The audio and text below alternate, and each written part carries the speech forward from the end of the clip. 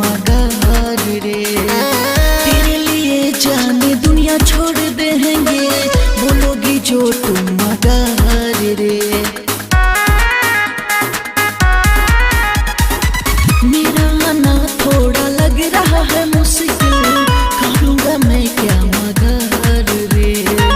मेरा आना थोड़ा लग रहा है मुश्किल, करूँगा मैं क्या मगार रे। तुम ही न समझ तो किसे समझाएंगे, आने की कोशिश है नियार, बोलेंगे जन्हा पीनिया।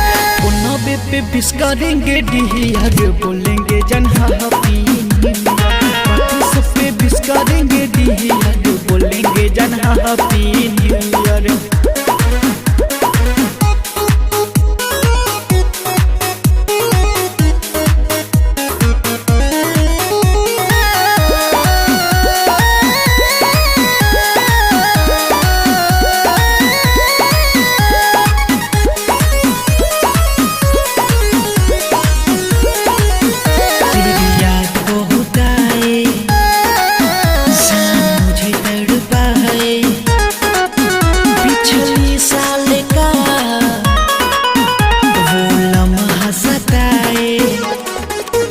तेरी याद बहुत आए, जान मुझे तड़पाए।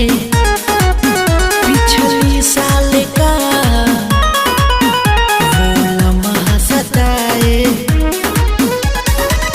बोलती हो तुम कैसे, मुझे लगता है ऐसे पी के सो जाए हम भी यार, बोलेंगे जन्हा पीनिया। पुनबे पे विश करेंगे डिहियार, बोलेंगे जन्हा पीनिया। बाकी सब पे विश करेंगे डिहियार, बोलेंगे जन्हा पीनिया।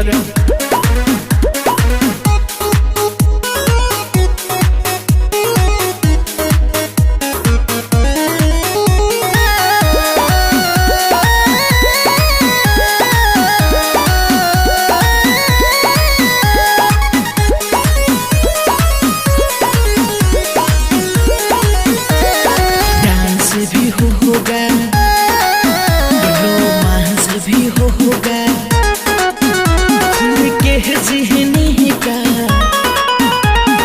चांस भी होगा,